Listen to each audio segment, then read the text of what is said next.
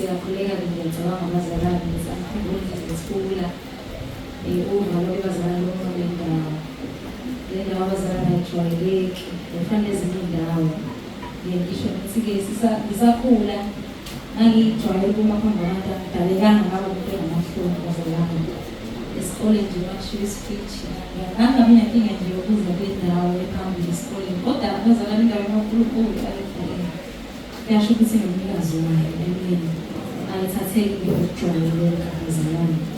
So ngiyacela ukuphinde ngibingelele ngizethulele abazalwane sibufiseni umoya. Amen. Igama lami uVuyile, ngingowakaSikhakhane, ngokuhlala ngokukhonza ngisebhentshini yaseMafarathini uJesu Kristu Nkosi. Sibonga abazalwane inkonzo yethu yesikhathi siqalile isishayile ngenqopho kodwa abazalwane nginokuthi nje sasibheka isikhathi kwiprogram abazalwane asiqhubeke nje nenkonzo abazalwane bese sizokubona ukuthi uNkulunkulu usebenza kwakhe. Amen.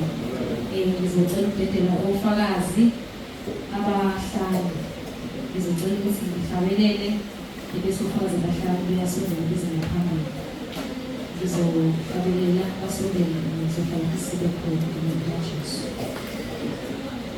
Angimbonanga ofana naye, ofana naye, ofana naye, ofana naye.